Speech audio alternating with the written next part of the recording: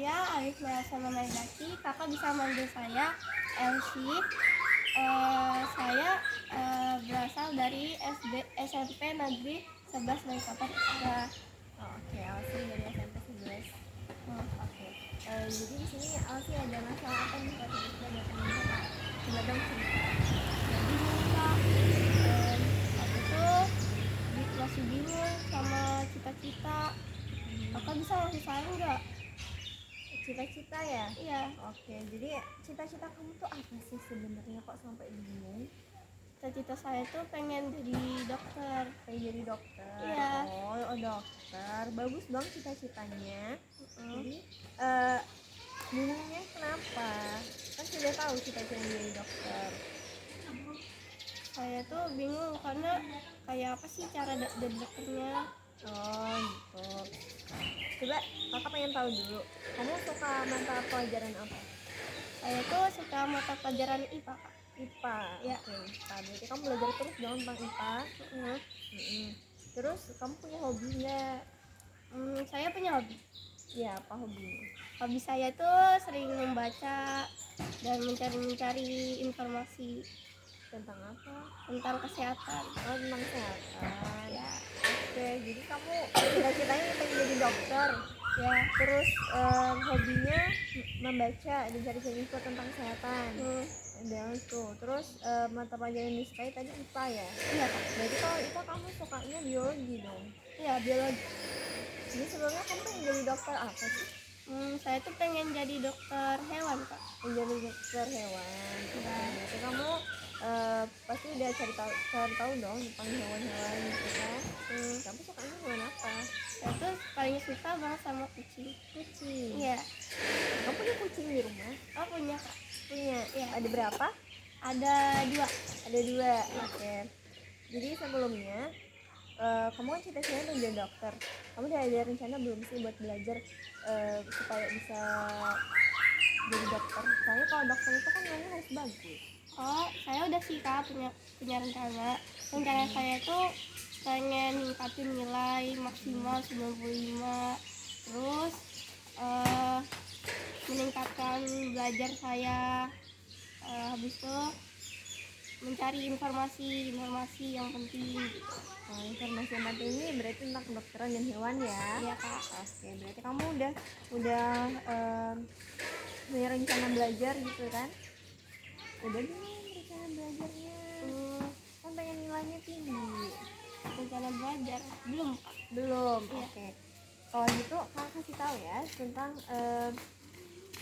belajar itu kayak mana. Kalau kakak punya dua cara belajar. Jadi yang pertama, cara belajar jangka pendek. Cara belajar jangka pendek itu kayak gini. Jangka pendek itu kamu lakukan aja, apapun lakukan. Contohnya kamu lakukan membuat jadwal belajar. Jadwal belajar itu kayak apa sih? Jadwal belajar itu kalau kakak, kalau dalam waktu 30 menit berarti 5 menitnya beristirahat. Jadi 25 menit kamu belajar, 5 menitnya kamu istirahat, entah itu makan, minum, atau segala macamnya. Atau bisa juga kalau kamu lagi pengen bener-bener belajar nih, kalau lagi ada ujian gitu kan, atau ulangan harian, nah itu bisa nih pakai metode 1 jam itu kan ada 60 menit. 60 menit itu 50 menit kamu belajar, 10 menit kamu istirahat. Jadi kamu benar-benar bisa belajarnya itu maksimal gitu. Terus yang kedua, kamu harus cari tahu metode belajar yang cocok sama kamu. Kamu tahu belum metode belajar yang cocok sama kamu gimana? Oh, udah tahu, Kak, kalau itu. Gimana tuh? Kayak audio visual. Saya paling cocok sama audio visual, Kak. Audio visual kayak mana tuh? Kayak jadi kan di HP, terus kita lihat YouTube kan. Habis itu ada orang tuh kayak menjelaskan kayak guru. Jadi saya tuh kayak mendengarkan, jadi langsung paham gitu. Jadi kamu harus ada yang jelasin dulu ya. Iya. Oke, jadi kalau nggak di kelas berarti kamu lihatnya di YouTube. Iya, Dan metode belajar kayak gitu bisa membantu banget tuh. Yang penting kamu juga ada teknik catat biar kamu nggak lupa dengan apa yang kamu pelajari. Di situ kamu kalau belajar suka bosan nggak? Enggak sih, Kak. Kalau misalnya bosan tuh palingnya pas selesai 25 menit, 5 menitnya tuh aku kayak bosan gitu, Kak. gitu nih. Padahal kamu belum belajar waktu itu kamu bosan, jadi kamu pengennya belajar terus maksudnya gitu ya. istirahat gitu kak, istirahat gitu. Maksudnya bosannya tuh istirahat dulu baru belajar lagi. Nah kalau kamu bosan dalam waktu kayak gitu, coba deh kamu belajarnya langsung 1 jam. Jadi 50 menit kamu belajar tuh, dan 10 menitnya kamu istirahat biar kamu nggak banyak bosannya. Oh gitu. Terus kamu udah menciptakan suasana belajar yang nyaman belum? Udah kak, Ya kayak mana tuh? di kayak di tempat sepi-sepi gitu. Oh jadi kamu harus belajarin pasti ya. Iya. Oke, jadi kalau jadi kakak kan jangka pendek tuh ada 3 ya, 2 jadwal. Terus metode belajar kamu tadi audio visual pakai YouTube atau langsung mendengarkan dari guru. Terus menciptakan suasana yang belajar dengan tempat yang sepi. Nah selain tempat sepi, kamu juga harus cari pencahayaan yang bagus. Bukan sukanya cari-cari info gitu kan? Iya kak, betul. Nah kalau ngeliatnya di handphone kan harus pakai cahaya yang bagus kan, supaya matanya nggak sakit. Iya, kalau misalnya gimana ya, kalau cahayanya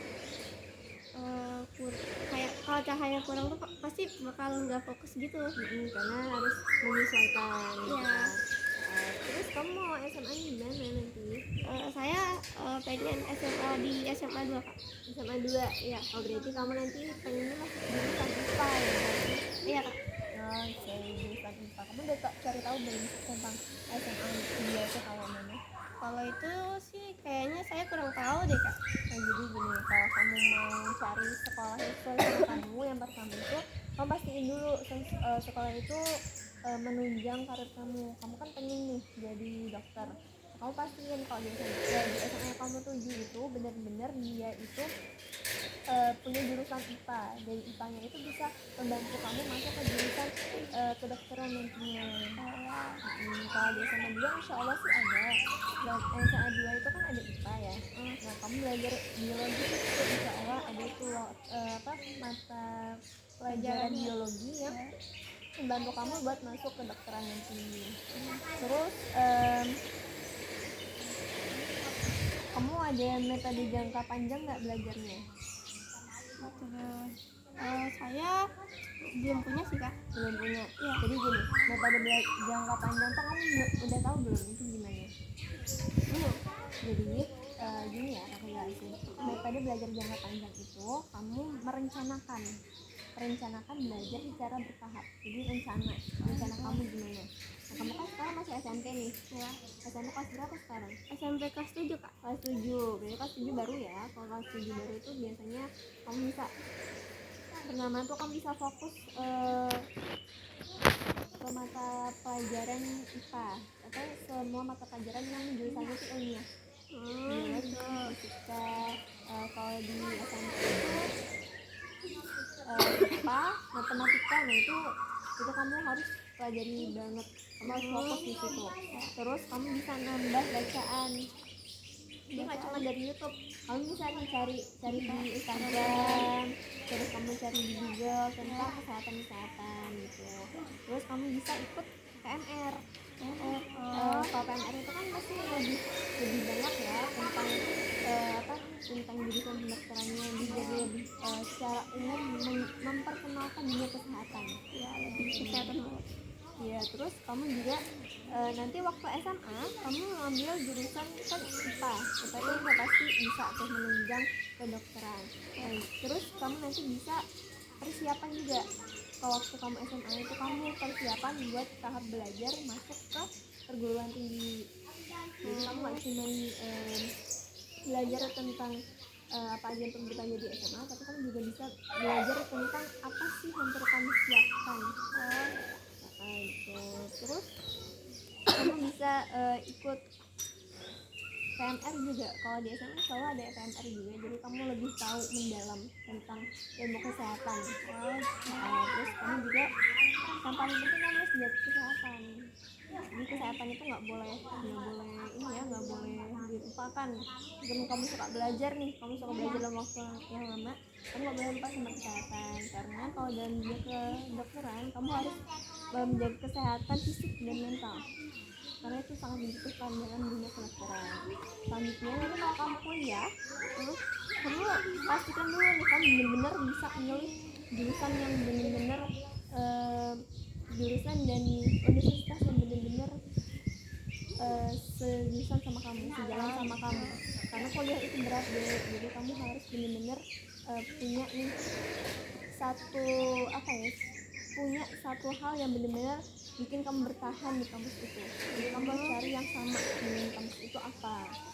Jadi kamu tuh selain cari info tentang kampus itu, kamu juga harus ngobrol dulu sama orang tua kamu.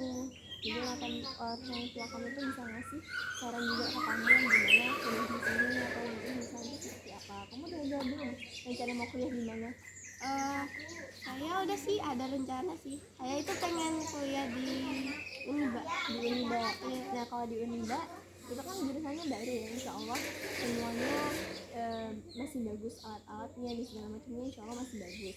Jadi nanti waktu kamu masuk, ini kan masuk kelas 7 ya, berarti 6 tahun lagi, 5-6 tahun lagi Ya, kamu segitu. masuk, insya Allah masih sangat bagus kamu masuk ke Unida. Apalagi kalau kan juga dari Unida nih.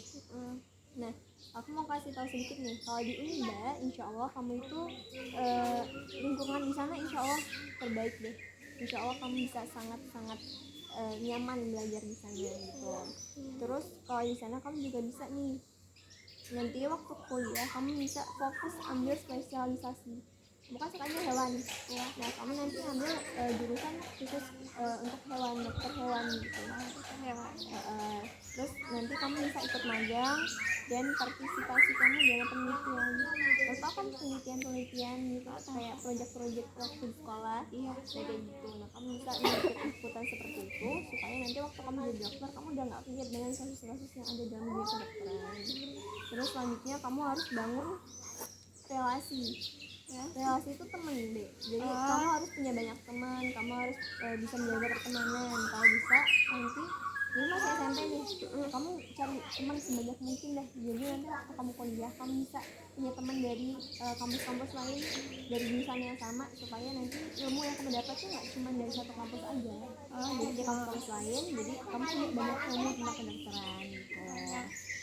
Terus yang terakhir dari kakak, kamu bisa terus belajar dan memperbarui tentang ilmu yang kamu punya, karena ilmu itu terus berkembang, dunia kedokteran tuh terus berjalan gitu kan. Jadi kamu harus terus belajar gitu. Itu sih dari kakak. Mungkin ada yang mau kamu tanyakan lagi? Nggak ada kak. Nggak ada. Iya. Ya mungkin cukup gitu ya saran dari kakak. Oh ya, makasih ya kak. Iya sama-sama. Ya udah kalau gitu saya mau pamit dulu. Makasih saran-sarannya ya kak. Iya. Makasih.